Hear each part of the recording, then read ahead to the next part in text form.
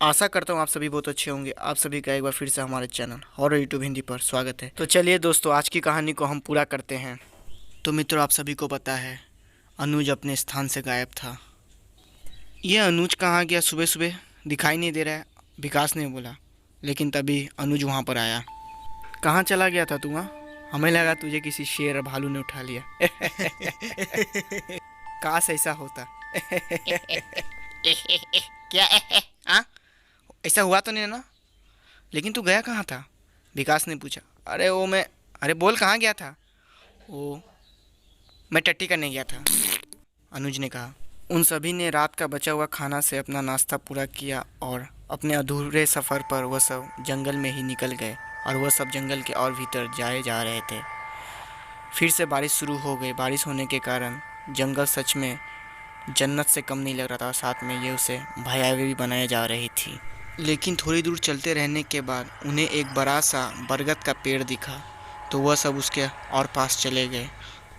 लेकिन पास जाने के बाद उन सभी ने जो देखा, उसे देखकर किसी की भी जान उसके हलक में अटक सकती है।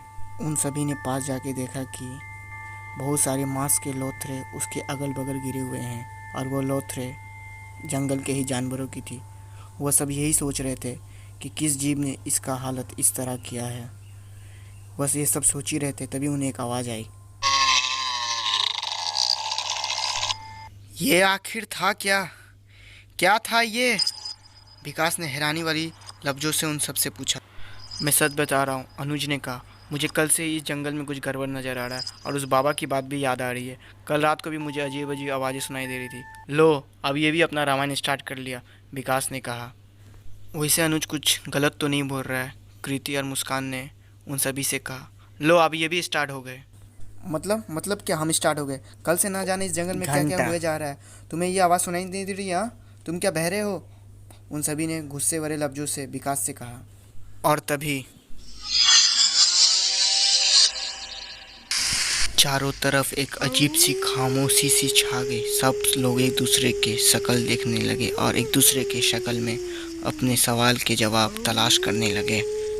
लेकिन उन्होंने तभी जो देखा, उसे देख के उनकी आंख फट गई थी पूरी तरह से। उन्होंने सामने थोड़ी दूर पर देखा कि कोई जीव जिसकी लंबाई तकरीबन 10 फीट के आसपास होती, वो उन्हें ही अपनी काली चमक वाली आंखों से उन्हें देख नहीं रहा था, उन्हें गुस्से से घूर रहा था। और तभी वो सब वहाँ से भागे। मैंने कहा था ना, इस जंगल में कुछ गड़बड़ है। हाँ, तुम सब मेरी बातें पर भरोसा नहीं कर रहे थे। अब लो, देखो तुम अपनी आंखों से स्वयं, अनुज ने उन सबसे कहा। ये प्लान विकास का था ना? मैं बोल रहा था इस जंगल में कुछ गड़बड़ है, अनुज ने उन सबसे कहा। विकास ने कहा, मेरा प्लान था क्या? तुम सबकी रजामंदी नहीं थी? तुम सब भी तो मेरे साथ इस जंगल में आए हो, मैं अकेला थोड़ी आया हूँ। और तुम सबके साथ मेरी जान को भी खतरा है, समझ लो ये बात। वो सब मैं कुछ नहीं जानता। हाँ, मुझे नहीं पता, बस मुझे ये पता है कि इस जंगल में एक शैतान घूम रहा है। ए देख अनुज, अब तू कुछ ज़्यादा बोल रहा है। ज़्यादा बोल रहा है तो क्या? हाँ हाँ, लड़ूंगा क्या? लड़ के तेरी गांड फाड़ूंगा, बोल दे रहा हूं। चुप चुप चुप, विशाल ने उन दोनों से कहा और माहौल को शांत किया। लेकिन तभी मुस्कान ने कहा, अरे तुम सब झगड़ो मत, अभी ये झगड़ने का समय नहीं है। हमें जल्द से जल्द कुछ सोचना पड़ेगा। मेरे पास एक आइडिया है। हम फॉरेस्ट रेंजर ऑफिस के ऑफिसर को फ़ोन करते हैं, शायद वो कुछ हमारी मदद कर दे। और तभी उन लोगों ने फॉरेस्ट रेंजर के ऑफिस में फ़ोन लगाए और अपनी आपबीती उन सभी को बताई। फिर वहाँ से जवाब आया, हाँ मैम, हम जल्दी आ रहे हैं, आप सभी को घबराने की कोई दरकार नहीं, बस आप जहाँ हैं वहीं पर रहें। मुस्कान ने सही कहा, हमें आपस में नहीं झगड़ना चाहिए, बल्कि यहाँ से निकलने का कोई प्लान बनाना चाहिए। ये चाकू ले। ये चाकू ले मतलब क्या? इस 7.5 इंच के चाकू से मैं उस 9 फीट के दानव से झगड़ा करूँगा? उससे मैं जीत पाऊँगा इससे? हाँ, अनुज ने उन सबसे कहा। और वहीं दूसरी तरफ फॉरेस्ट रेंजर अपनी टीम के साथ जंगल की ओर बढ़े उन सब की मदद के लिए। और तब बस्ती में जाने के बाद, कहाँ जा रहे हो तुम सभी? हाँ, कोई फ़ायदा नहीं होगा। आज वो उन 5 को अपनी खुराक बनाएगा। मैंने कहा था उन 5 से कि मत जाओ जंगल के अंदर।